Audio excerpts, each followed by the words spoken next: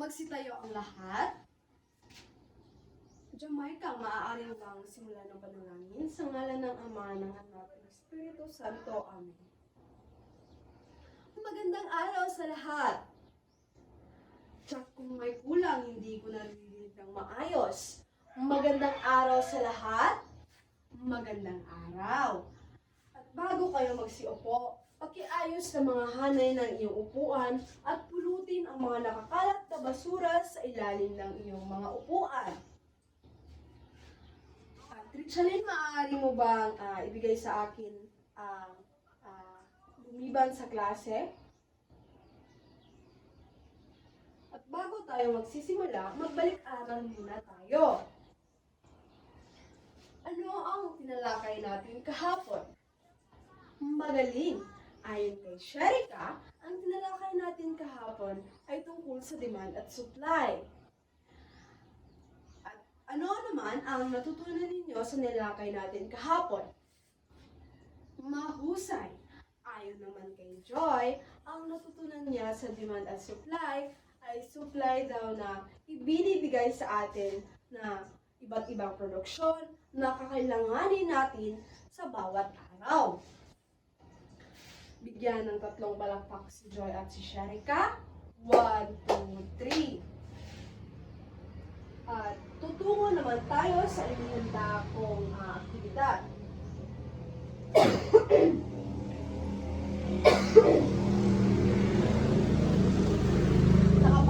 Aktibidad na ito ay reflection mo ito. Gamit ang video clip na ipinapakita ko ay gagawa kayo ng reflection at ipapasa sa akin mamaya kung ano ang natutunan niyo sa video na ipinapakita o iba't ibang mensahe natin ngayon sa ilahad kong video.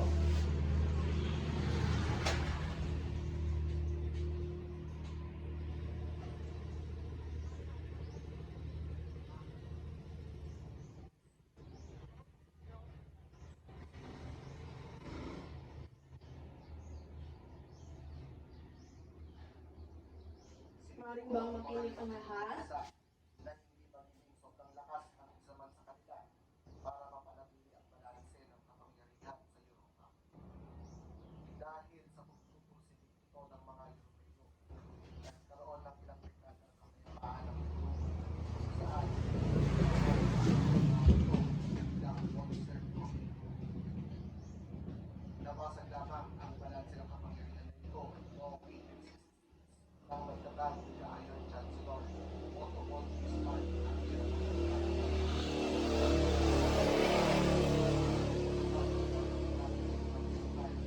naiitan ang kaunlaran at kapangyarihan ng lahat ng Pilipinong bansa. Sa mga tuwid, ninanais Germany ang haling pinakamalakas na bansa sa Europa. Sa pamumuno ni Bismarck, kanyang itinatag ang Triple Alliance at pinaminyaman ng Hungary, Italy at Germany. Itinatag ng Germany ang alyansang ito bilang pananggala sa pinakamalaki nitong karibal, ang France.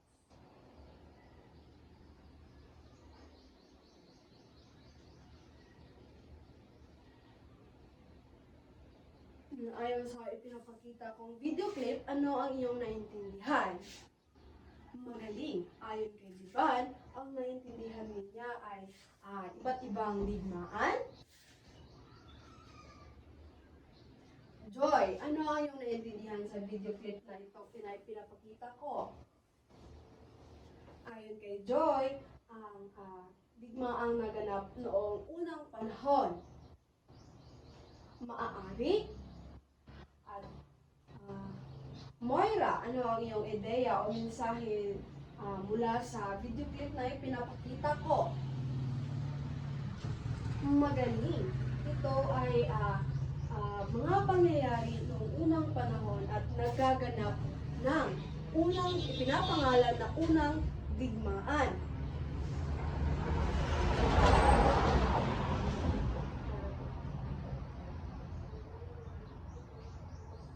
At bago tayo magsisimula sa ating tatalakayin ngayong hapon, gagabayan muna tayo ng ating mga layunin. Nakatatalakay ng konsepto ang mahalagang pangyayaring naganap sa unang digmaang pandaigdig na maidudulot nito at nakakagawa ng isang malikhaing presentasyon tungkol sa konsepto at pangunahing epektong pangyayaring naganap sa unang digmaang pandaigdig. At nakapagbibigay ng saloobin kung ano-ano ang maaring kinahahantungan ng ating bansa at naipadama ang saloobin ukol sa masamang epekto ng iba't ibang digmaan na ayon sa hindi pinagkakasunduan ng mga tao. At may inahanda akong aktibidad na pangkatang gawain. The best ito at magpangkat-pangkat ng dalawang grupo lamang at isagawa itong gawain na pangtakda ayon sa unang pangkat ay gagawa sila ng roleplay tungkol sa epekto ng unang digmaan. At ang pangalawang pangkat naman ay isadula nila ang pagpupulong ng mga bansa upang makamit ang kapayapaang pandaigdig. Diba? Nagpapakita naman ako ng video clip para makagawa kayo ng aktibidad kung saan ito ay para bigyan kayo ng ideya kung ano ang epekto ng unang digmaang pandaigdig. Bibigyan ko lamang kayo ng 5 minuto para tatapusin ang roleplay at isadula. Maaari nyo nang simulan. May 1 minuto na lamang kayong natitira at sisimulan na natin ang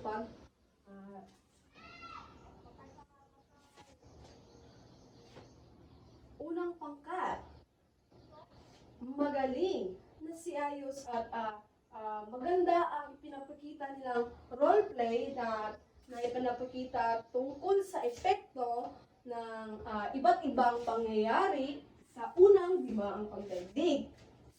Pangalawang pangkat naman, mahusay dahil bibigay sila ng pulong-pulong at gumagawa sila ng paraan kung ano ang malaking pinag-uusapan sa iba't ibang bansa upang makamit ang kapayapaan o peaceful mind ng iba't ibang tao para sa ating daigdig.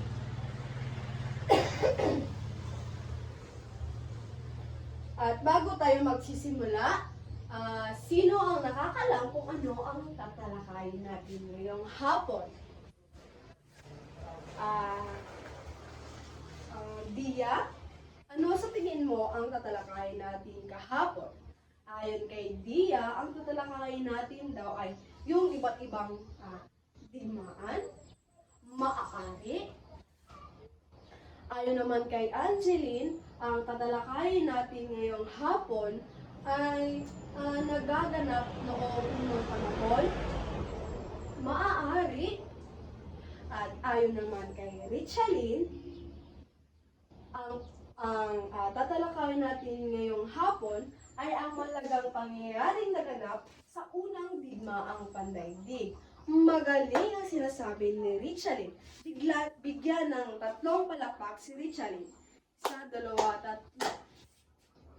At ngayon, magsisimula na tayo sa ating tatalakayin. Ano kaya ang naganap sa unang digmaang pandaigdig? Alan? Ayon kay Alan, ang nagaganap sa unang daigdig ay ang pagkakagulo at hindi malibhasang pagkakasunduan ng iba't ibang tao noon o iba't ibang bansa para lang maihatid ang unang o kung ano ang kanilang gustuhin na hindi nabibigay ng ibang bansa. Magaling ayon kay Alan. At tutungo naman tayo dito sa tatalakayin natin ang unang digmaang pandaigdig o World War I ay isang malupit na labanan na nangyari mula sa Hulyo 28, 1914 hanggang sa Nobyembre 11, 1918. ito ay nagsimulang matapos ang pag-aarsenal kay Archduke Duke Franz Ferdinand at ng Austria-Hungary noong Hunyo 28, 1914. Sa pangunahing mga kalahok sa digmaan ay nahati sa dalawang kampo, ang Entente Powers o mga iba't ibang may kapangyarihan ayon dito at kinabibilangan ng Pransya, Rusya at United Kingdom at ang Central Powers na kinabibilangan ng Nemanja, Austria-Hungary at Ottoman Powers na Empire. Dito nakikita o dito nagaganap ang unang digmaan at ito ang mapa nila na didigmaan. Dahil sa unang digmaang pandaigdig ay malaki kung pag-uusapan dahil sa dami ng pininsala o dami nilang na papatya kung ganon ay maraming namatay at kung ganon merong 10 milyong namatay noong unang digmaan at 2 milyon ang mga nasugatan. Diba? Napakarami at resulta nito ng malaking pagkakamali at hindi napahinto ang kanilang pagkakagulo dahil nagkaresulta ito ng malaking pagkakamali. At ang estadista ng Europa ay tensyon sa pagitan lamang ng mga marahil at higit sa lahat ay pinangalan ito ng malaking digmaan at nag-iwan ng permanenteng pilat sa daigdig.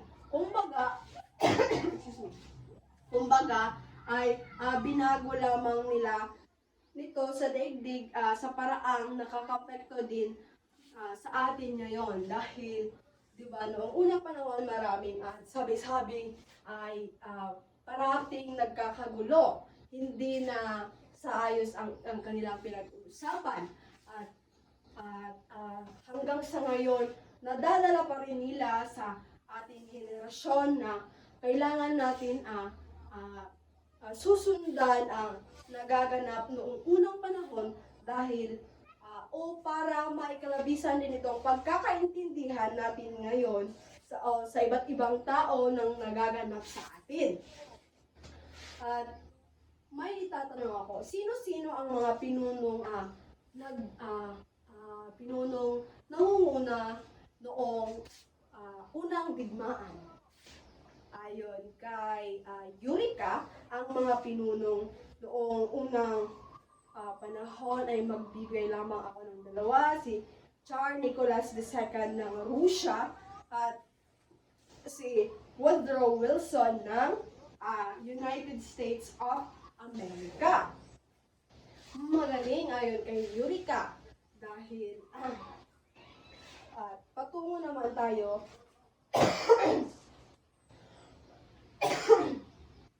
sa labanang ito ay naging sanhi ng maraming teknolohiya na pag-unlad tulad ng baril, mataas na rate ng apoy, gas, at iba't ibang uri ng kagamitan sa pandigma. Ang digmaan ay naging kilala sa kanyang trench warfare o labanang nangyari sa palitada ng mga agos na lupa.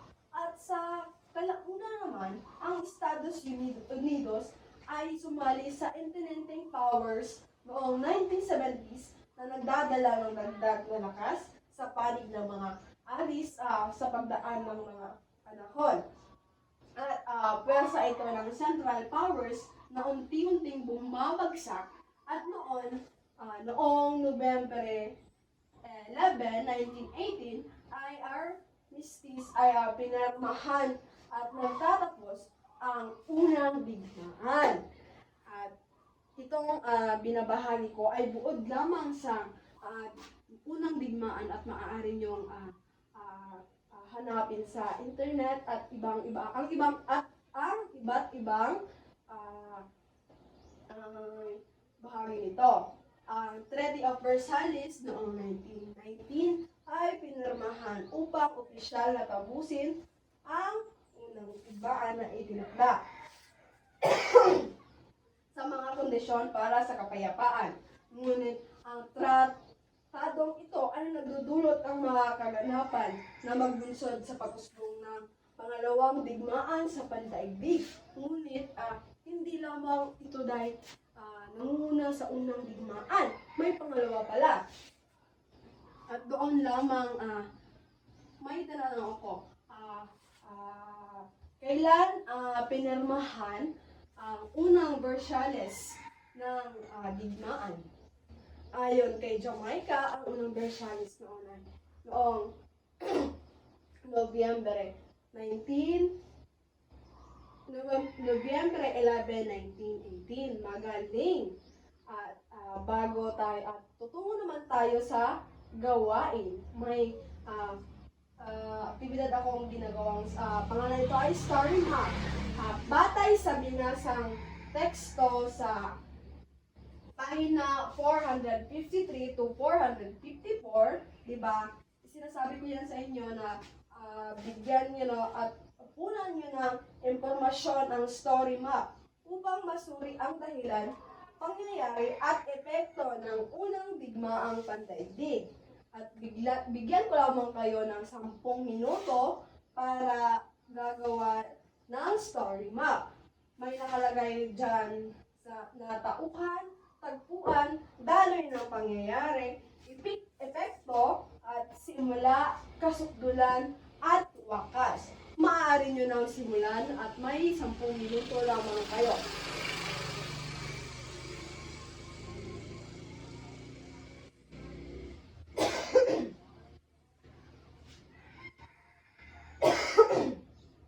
Tapos na ba ang lahat? Maaari nyo nang ipasa sa harapan iyong nagagawa.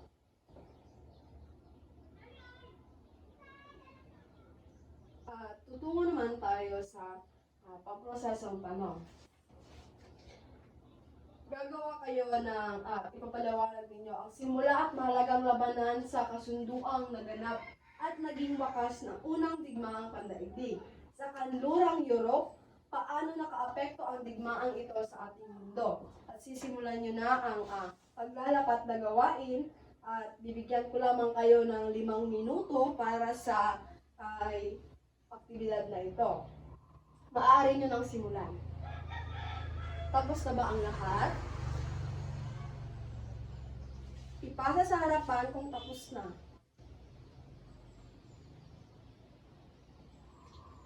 At meron akong ginagawa, aktibidad na gawain. Hinenda ito at ang pangalan nito ay ikanta mo. Let there be peace on earth, at hanapin niyo sa internet ang lyrics ito at may mga katanungan na sasagutan niyo. Ano ang nagustuhan ninyo sa linya at bakit? At ano naman ang mensahe nito sa inyo?